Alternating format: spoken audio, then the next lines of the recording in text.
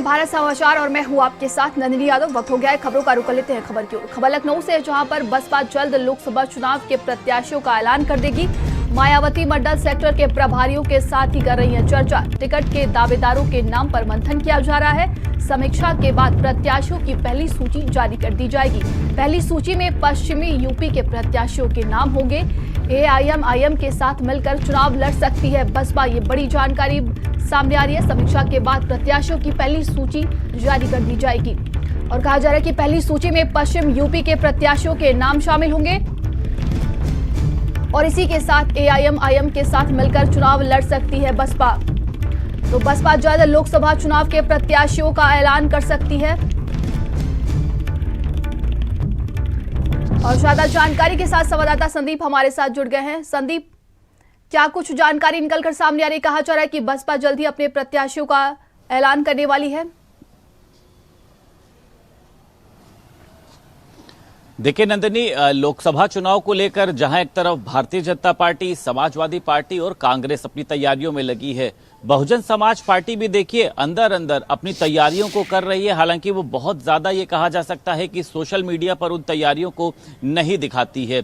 और देखिए अब जो बहुजन समाज पार्टी की ये कहा जा सकता है कि सुप्रीमो मायावती सेक्टर और मंडल प्रभारियों के साथ लगातार विचार विमर्श कर रही हैं। यानी विचार विमर्श जो चल रहा है वो टिकट के दावेदारी को लेकर भी चल रहा है और किस तरीके से लोकसभा चुनाव में लोगों के बीच में जाना है, इसको लेकर एक रणनीति तैयार की जा रही है। और यह बताया जा रहा है कि देखिए जो बहुजन समाज पार्टी अपने प्रत्याशियों की पहली लिस्ट जारी करेगी वो पश्चिमी उत्तर प्रदेश से इसकी शुरुआत की जाएगी। वहां के प्रत्याशियों को लेकर जो चयन प्रक्रिया है, बहुजन समाज पार्टी की कसौटी पर वो खरे उतर रहे हैं कि नहीं, ऐसे प्रत्याशियों को बहुजन समाज पार्टी इस बार मौका देगी। लंबे समय से ये चल रही थी कि मायावती या फिर अगर बात करी जाए उनके भतीजे आकाश आनंद भी चुनाव लड़ सकते हैं। फिलहाल उस पर अभी जो है वो अटकलें लगी गई हैं। अभी इस तरीके की कोई भी संभावना नहीं है। और देखिए सभी को पता है कि बहुजन समाज पार्टी का समाजवादी पार्टी, कांग्रेस से किसी भी तरीके का कोई गठबंधन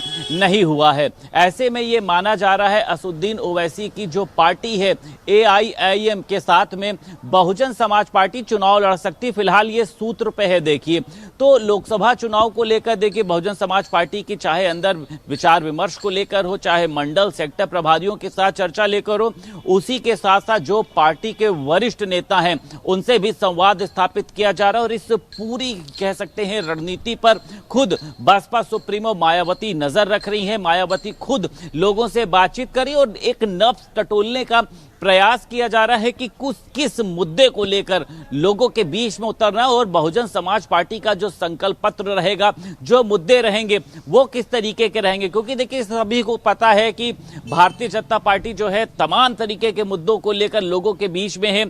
समाजवादी पार्टी की अगर बात करी जाए, वो चाहे सामाजिक न्याय समिति हो या तमाम ऐसे वो रोजगार की बात हो, युवाओं की बात हो, किसान की बात हो, ऐसे मुद्दों को लेकर वो भारतीय जनता पार्टी को घेरती। लेकिन बसपा भी अब किसी भी तैयारियों में देखिए पीछे नहीं।